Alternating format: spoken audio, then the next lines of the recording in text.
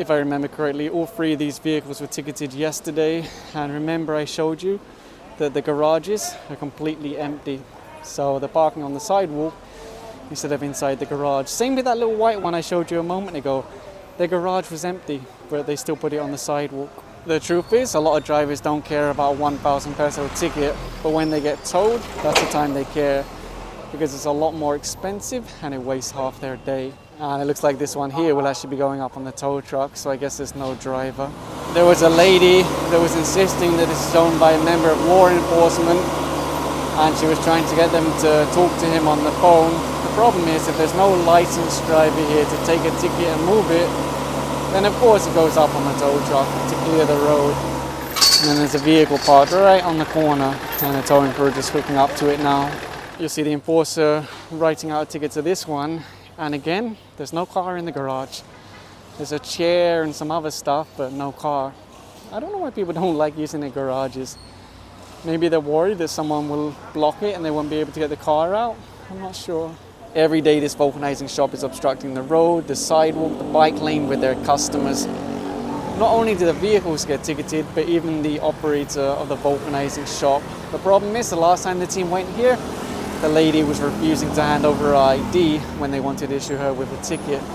I don't know what the outcome of that was, but I know just now they've called for the barangay to go here to make sure she'll give the ID. They actually have a very large property. They could make space inside, but instead they prefer to have their customers on the sidewalk, the road, the bike lane, pretty much inconveniencing the public every day. And most of the time it's already taxis. They arrive here on running tires, and then they have the broken one in the trunk.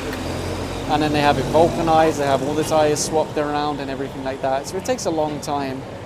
And it's really not an emergency situation either. They could go to a vulcanizing shop that actually has legitimate parking spaces. Or they could drop the tire off and come back for it later. Like this taxi here. He arrived on working tires, he'll park here and then he'll try to get vulcanized. But he was told, don't stop. Itong mga to, nakakuha ng idea na huwag magbigay ng ID. Kasi, ayun o, katulad nun, sinusulatan namin na environmental violations yan eh. And there you go, now that the BPSO is here, she actually handed over her ID so they'll be able to write out that ticket. Like I mentioned earlier, if it's not paid, it will go against her MBI clearance. And all tickets are submitted to the city so they can also take their own action if they wish. Kayo na lang po natitirang obstruction dito sa Kamias. No? Eh, unang-una, hindi po suited for your kind of business dito. National Highway, wala naman kayong garahe. Dito kayo nagre-repair. Kung dalawa po ang ano nyo, ang area, sa inyo rin po to. I-clear nyo po ito, dito nyo po ilagay yung sasakyan na i-vulcanize.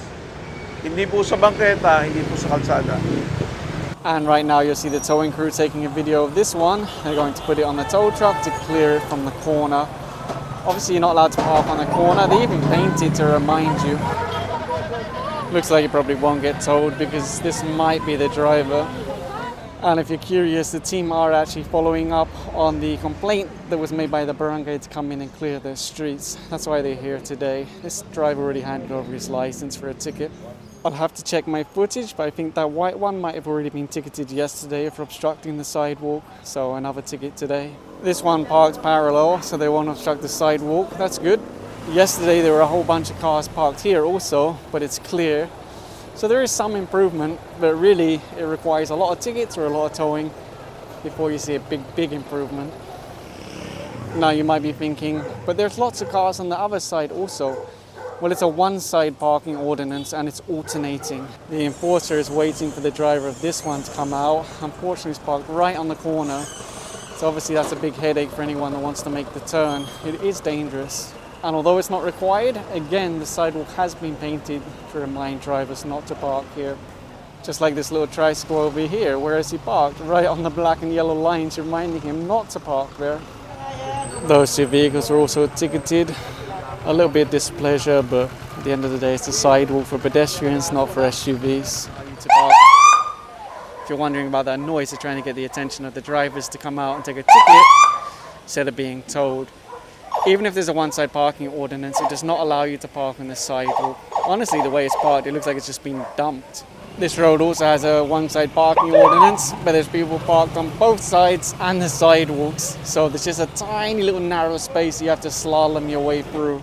If you're a pedestrian, you really have a hard time. Anyway, the drivers are starting to come out, so they issue tickets and then ask them to move the vehicles. That's the thing you have to remember. Even if there's a one-side parking ordinance, it does not include the sidewalk. The sidewalk is always for pedestrians. Anyway, as long as the drivers come out and hand over their license, it will just be a ticket, and that's what most of them are doing. And if you look at the houses around here, they are so nice. They're so big. The crazy thing with this one is they also have space inside the garage, so they said they'll take it inside now after being ticketed. And in comes the tow truck now to pick up this one. There's no driver. They've been here for a long time, no one's come out. Well, saying that, who's that lady in the background that suddenly came out? Anyway, they're too late for this one because the bar has already been clamped at the front of the vehicle. But they still have a chance to rescue that one at the back if they can show a valid license. And this one here that the tow truck is about to pick up is actually parked on the bridge. If you look down here, you'll see the water. If you're wondering why the importer was touching the hood, if it's hot, it gives them an idea that it was just left here recently. If it's cold, they know it's been here for a while. Doesn't make too much difference, but sometimes it's helpful to know.